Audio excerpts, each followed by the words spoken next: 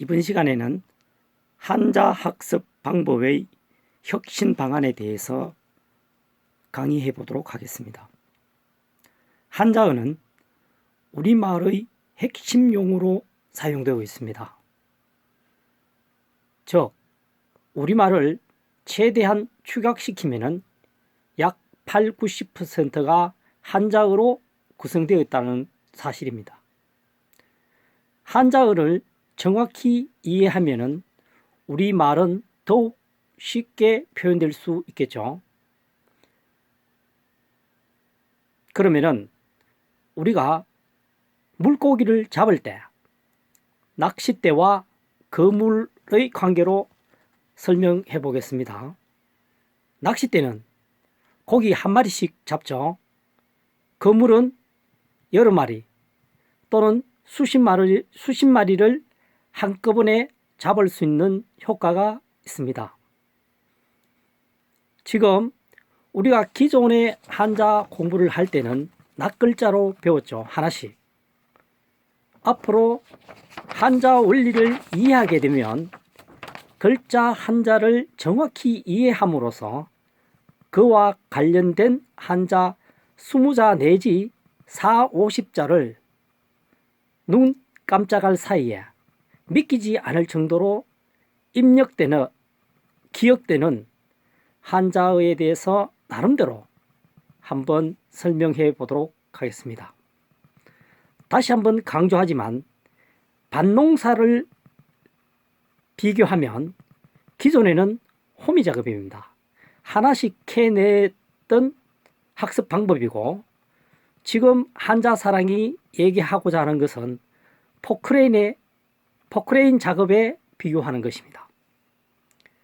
그러면 상형 문자를 중심으로 포크레인 접근 방식을 지금부터 강의하도록 하며 풀이하기 힘든 글자 중심으로 실제적으로 눈으로 확인할 수 있는 기회를 가져보도록 하겠습니다.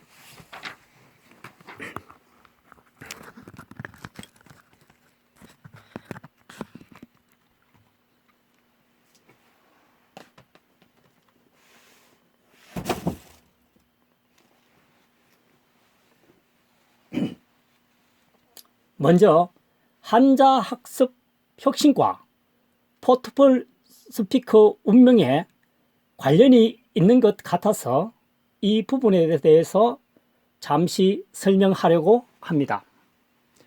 현재 한자사랑 최원복의 입장은 2007년도에 지방방송, 생방송 전국시대와 지방신문에 소개된 바 있습니다. 그리고 현재 10년이 경과되었지만 나름대로 카페 개설과 유튜브 동영상에도 제공했습니다. 대략 2년 정도 될 것 같고요. 하지만 아직도 별다른 변화가 없습니다. 한자 원리 학습을 나름대로 터득하고 쉬운 방법을 알고 있음에도 전달되지 않는 어떤 안타까움에 있어서 LG 이노텍에 생산된 LG 포트폴 스피커라는 제품을 선물로 받았고 왜 이게 제품의 대중화가 되지 못하고 널리 알려지지 않은 제품이 될까 하는, 그것도 중소기업이 아닌 대기업에서 만든 제품이 말이죠. 이 한자사랑과 유사한 상황이라 판단하고 비교 분석 설명해 보려고 합니다. 이 포트볼 스피커는 360도 사운드, 다시 말해서 일반적인 라디오 같은 경우나 스피커는 한쪽 방향으로만 들리고 반대편, 즉 뒤편에는 잘 들리지 않죠. 그렇지만 이것은 360도의 회전, 그러니까 360도 전 방향으로 방송이 된다는 겁니다. 스피커가 된다는 얘기죠. 다음에 방수교 효과가 있다. 샤워시에요.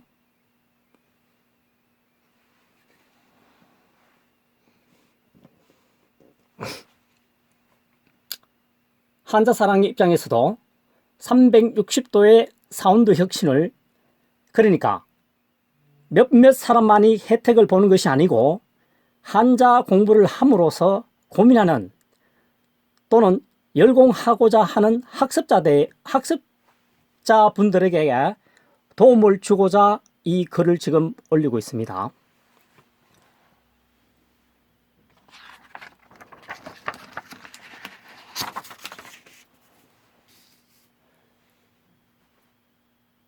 포트볼 스피커가 저는 정확히 모르겠습니다만은 이 제품을 생산하여 판매할 때는 분명 대박 상품이라고 예상했을 것입니다. 그렇지만 이 제품이 나온 지 1년이 되었지만 저는 처음으로 제품을 접하게 되었고, 이 혁신적인 제품이 왜 인기를 끌지 못할까? 다시 말하면은 저도 나름대로 무턱대고 한자 학습을 하는 것보다는 한자 원리를 적용하면 시간이 경과되어도 잊지 않고 오래도록 기억되며, 조금 전에 말씀드린 대로 낚싯대와 그물로 잡는 고기 방식 또는 호미 작업과 포크레인 작업의 차이가 제 눈에는, 또는 몇몇 사람들의 어떤 대화를 통해서 감탄하는 이런 경우가 허다하게 있지만 실제 대중화되지 못했다는 것에 대해서 상당히 안타까움을 자아내고 있습니다. 그래서 360도의 스피커가 왜 필요한지를 알면서 또 지금 직접적으로 피부에 잘 와닿지 않는다, 이런 얘기입니다.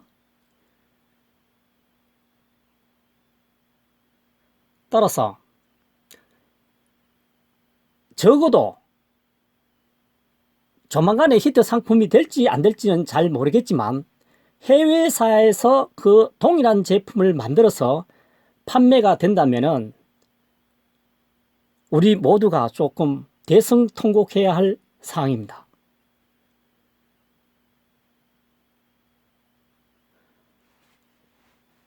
현재 네이버 카페에 많은 글자들이 올려져 있습니다.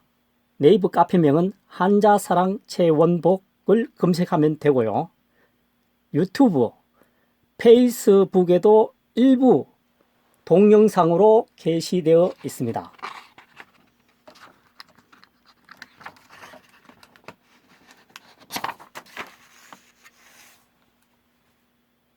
예를 들자면 포트볼 스피커일 경우에 슈퍼마켓에 할인 행사를 한다고 가정을 해봅시다.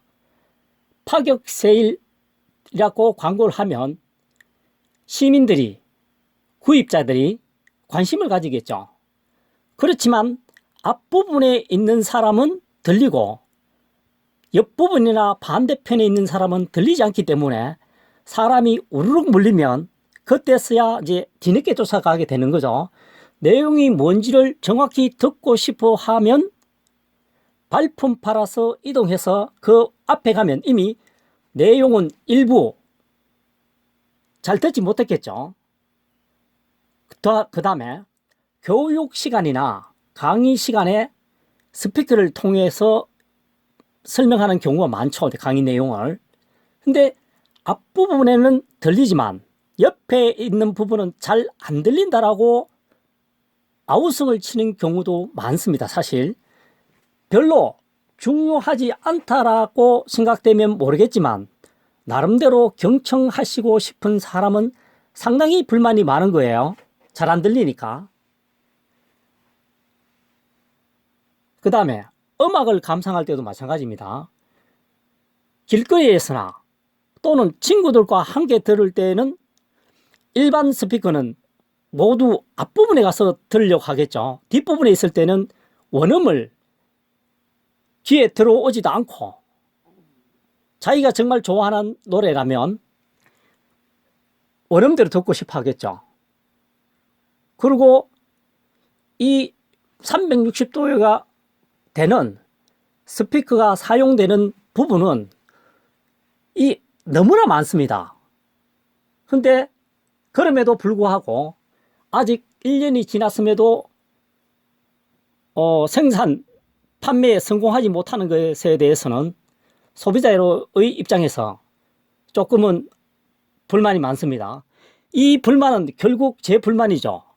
나름대로의 한자 원리에 터득을 했고 쉬운 방법을 제시함에도 이게 대중화되지 않는다는 것에 대해서 공통점이 있기 때문에 제가 뜬금없이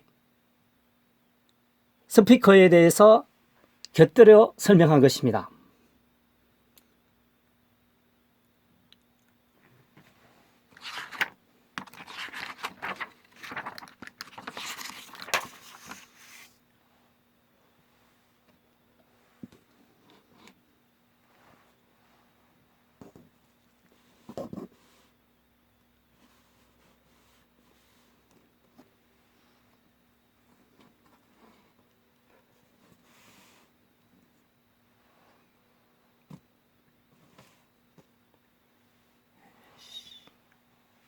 자, 지금부터 상형 문자에 대해서 설명해 보도록 하겠습니다.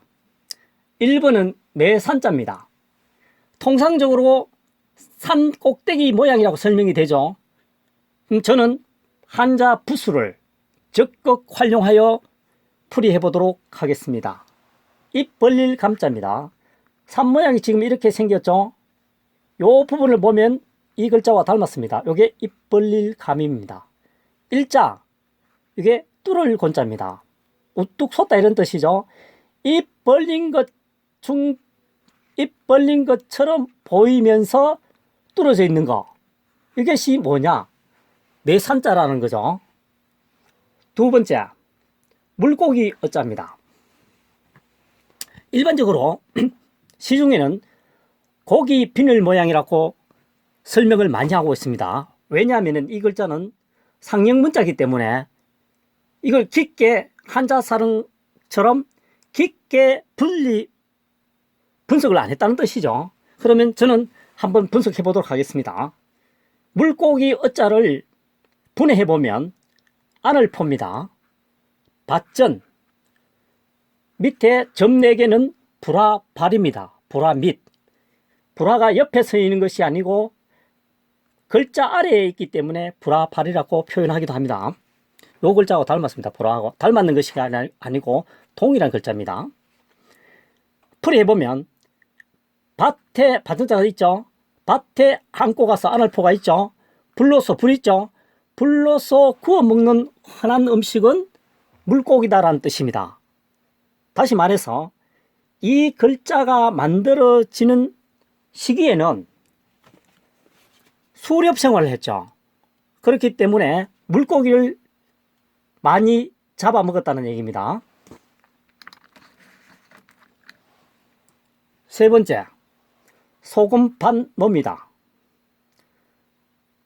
상형 문자인지 정확히 모르겠지만 이 글자가 생각보다는 표현하기가 힘듭니다. 그러면은 정말 7천자 정도를 풀이한 어떤 개인적인 입장에서 이 글자를 부수를 이용해서 한번 설명해 보려고 합니다. 자, 글자를 잘 보면 밑부분이 밭전자입니다. 이게 밭전자가 약간 변형이 되어 있죠. 그 다음에 점, 여기 점주 4개가 있죠. 점주자입니다.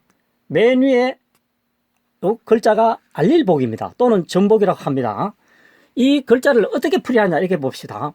소금밭은 바다에 밀물과 설물을 이용해서 소금을 만들죠. 그러니까 온전한 밭이 될 수 없습니다. 자, 지금처럼 온전한 밭이 안 되어 있죠. 글자가 실제로 밭전이 되려면 글자 안에 열심히 이 내면에 애운담 위에 붙어줘야 되는데 완전한 밭이 아니기 때문에 글을 떨어뜨렸다고 이렇게 해석을 하는 겁니다. 온전한 밭이 안으로 뚫려 있고 그 다음에 건조하면 물이 빠져나가면은 전 같은 소금의 알맹이들이 이렇게 생성이 되겠죠. 그 점을 찍은 겁니다. 4개 찍고 에워 샀죠? 밭을 에워 샀다 아닙니까? 얼마간은 에워 사야 물이 빠져나가고 고일 거 아닙니까? 그죠? 그 부분에서 알린다. 깃발을 꽂아 놓는다는 겁니다. 전보. 소금밭이라는 것을 알려줘야만이 다른 사람이 어떤 애써 모은 소금을 소실하는 부분을 최소화하겠죠. 그래서 이것을 소금 반노라고 분석을 해봤습니다.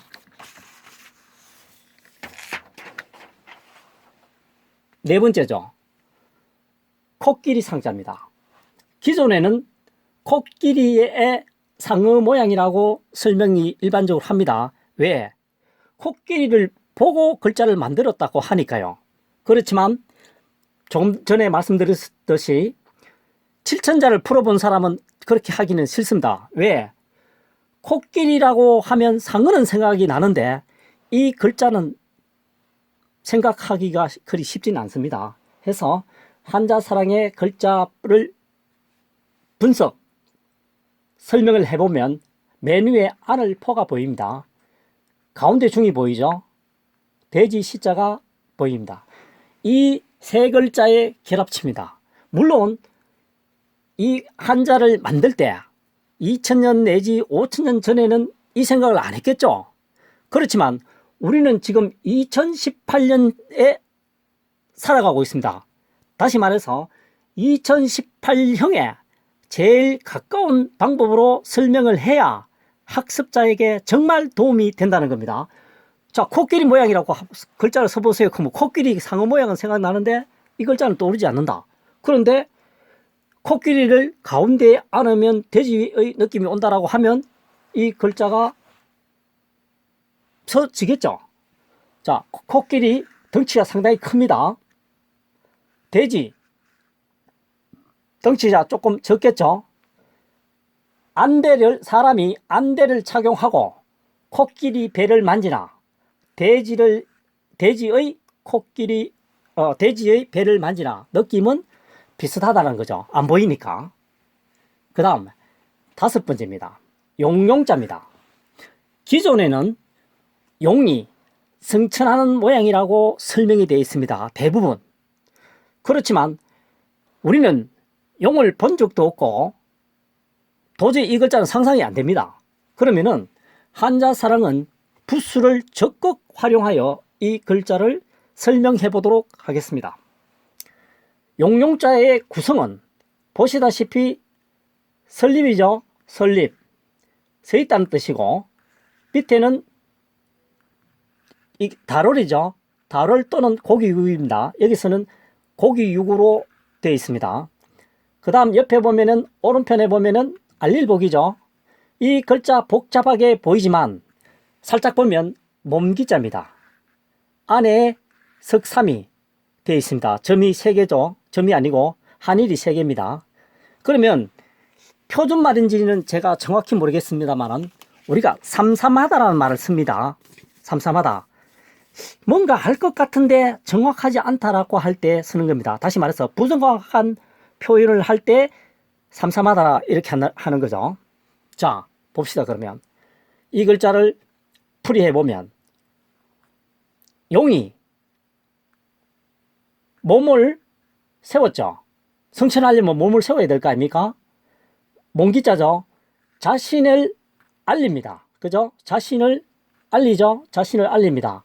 그렇지만 본 적이 없기 때문에 삼삼하죠. 해서 점을 3개 넣었습니다. 점이 아니고 한일자 3개를 해서 석삼을 썼다는 거죠. 조금 전에 말씀드린 대로 용은 가상의 동물이기 때문에 용 그림을 그리라고 한다면은 공통점은 있을지 몰라도 정확도는 굉장히 떨어집니다. 그렇지만 소와 돼지의 그림을 그릴 때 발을 5개 또는 6개를 그리게 되면은 이것은 사실성이 없기 때문에 감점 대상이 되겠죠. 그래서 이 석삼을 제가 강조하는 이유입니다. 석삼, 삼삼하다. 이 사실은 우연일치겠죠.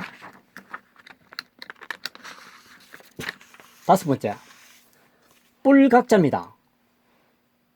이것도 마찬가지로 뿔 모양이라고 되어 있습니다.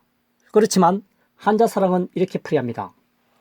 여기서 보면 안을 봅니다. 그 다음에 설용자 비슷하게 되어 있죠. 이 설용자고 요거 이렇게 바뀌었습니다. 이거 글자는 아닙니다. 사실은. 그래서 안을 포와 설용이 결합하면서 축약을 시킨 겁니다. 우리나라의 말을 또 문장이 길어지면 축약하는 경우도 많죠. 한자어도 마찬가지로 글자가 두 자가 합쳐지면서 조금 고상하게 보인다 하면 좀 이상하고, 어쨌든 한 차원 끌어올리기 위해서 글자를 이렇게 합체할 경우에 축약하는 경우가 종종 나옵니다. 그래서 그림은 조금 이상하지만 뭐 우리가 흔히 볼 수 있는 소뿔입니다. 이것이 소뿔이 이렇게 보면은 일자로 서 있는 경우도 있지만 대부분 보면 뿔이 이렇게 약간 반운으로 되어 있습니다. 그러니까 소싸움을 할 때 뿔과 뿔과 부딪히겠죠. 그러니까 뿔과 뿔이 안을 때에서 이게 안을포, 뿔을 사용할 때는 앉는 것처럼 보인다는 것이죠. 그래서 뿔각입니다. 마지막으로 벌레 충자입니다. 이 글자도 마찬가지로 벌레 모양에서 글자를 만들었다고 합니다. 이렇게 이 글자하고 이 글자하고는 뭔가 모르지만 관계가 잘 안 되죠. 매치가 잘 안 됩니다. 그러면은 한자사랑의 풀이 방식을 보겠습니다. 글자를 분해해 보면 가운데 중 하나일 불똥주입니다. 벌레충이니까요. 벌레는 불똥을 발견하면 가운데로 하나같이 모인다. 내용이 되죠.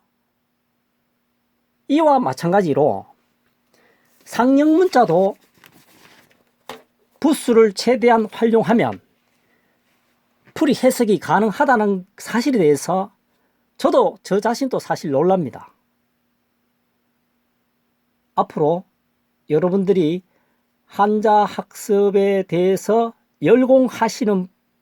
열공하려고 하시는 분은 단순하게 외우려고 하지 말고 그 글자를 벌레충 같으면 벌레에다가 일단 기준을 둡니다.